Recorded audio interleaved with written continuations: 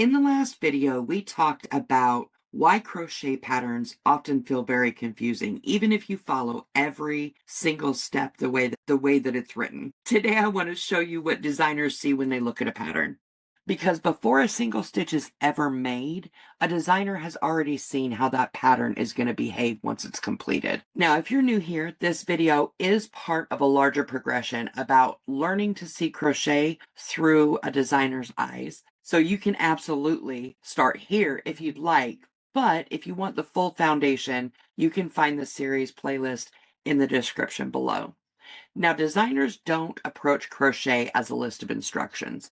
They really approach it as a system, and learning to see that system is what changes everything. The way that we're taught to learn crochet really does create confusion. There's a disconnect there because most crocheters are taught to act first. However, designers observe before they even take a single stitch. So the confusion doesn't come from missing the skill that you need in order to create that pattern. You've got that. You know how to do the stitches. You know how to follow instructions. However, it does come from missing context. It's missing that awareness that the designer has when they look. So I want to talk with you about that today. What you notice really does shape what you understand, and what you understand really gives you a boost to your confidence. So let's talk about what designers actually notice first. Where does their attention go before they even think about the stitches? Well, designers are not looking at different things. Designers are looking further back, right? We take a step back, we widen the lens. So when I first pick up a pattern, I don't start with row 1, stitch 1. I look at the finished object first. And I ask myself, okay, well, where is this fabric trying to go? What is it meant to do? Is it meant to drape? Is it meant to hold a shape? Is it meant to expand or contract? Designers see that before they ever even look at the specific instructions. So, in a nutshell, designers notice shape, rhythm, and behavior before they notice anything else. They see where the fabric is going. What shape is it going to have? Is it going to be a flat panel? Many pieces that need to be sewn together? Is it going to be a circle, cylinder, cone, depending on what kind of project you're making? They also notice the rhythm, which is the repetition. So is it a series of 4 double crochet, chain 1, skip 1, 4 double crochet? And they notice those repetitions. They also notice what the fabric does once it's created. I can't tell you how many times I thought I'd messed up something because the rows didn't look even. But the pattern needed that unevenness for the shape that was coming later. Nothing was wrong. I just couldn't see far enough ahead.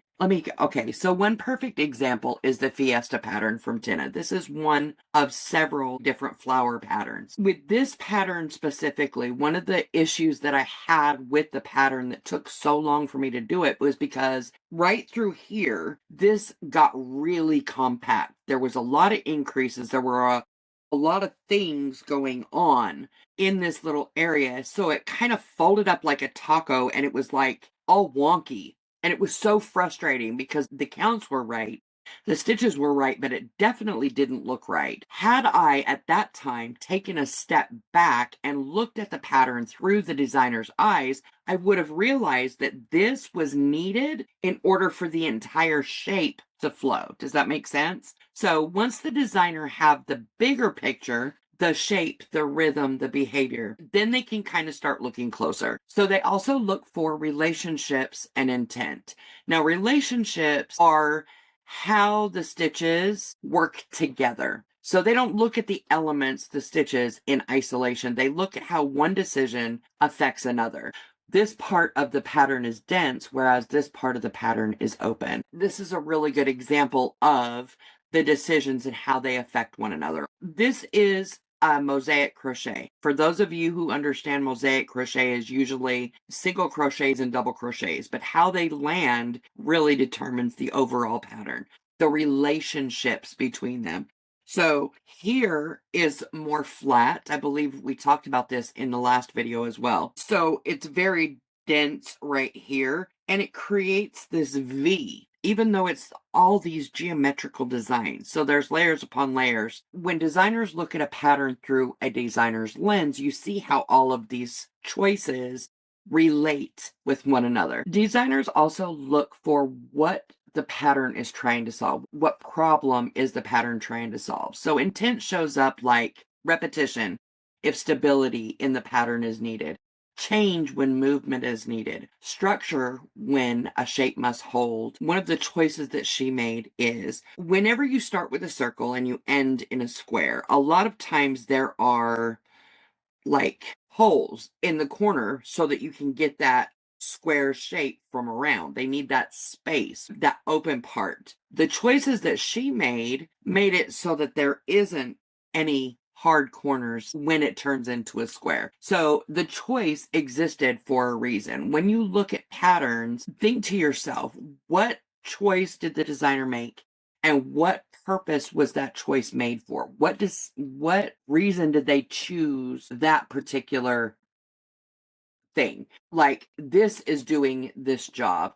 This decision is solving this problem. Honestly, if I was to break everything down into a little bitty nutshell, the most important thing at all is patterns are used as blueprints, not instructions. So designers just see things differently. So instead of using or viewing a pattern as a set of instructions, designers instead look at them as blueprints because blueprints show relationships between the various decisions that were made.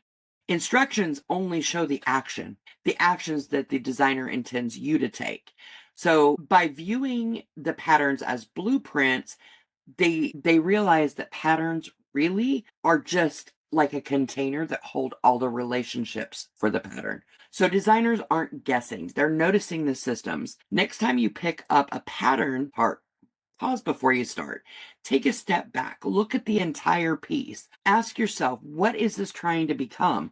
Because that one shift really does change everything. When a designer looks at a pattern, they're not hunting for instructions. They're noticing the form, the flow, the repetition, the behavior, relationships, the intent, all of that. And once you start to see those things, the next question really becomes obvious. And that is, okay, but how are patterns actually built to hold all of that together? We're going to get into that next week. So, if you find yourself struggling to see one or more of the concepts that I've talked about today, let me know in the comments below, and I would love to do a deep dive video for you. We'll see you next week.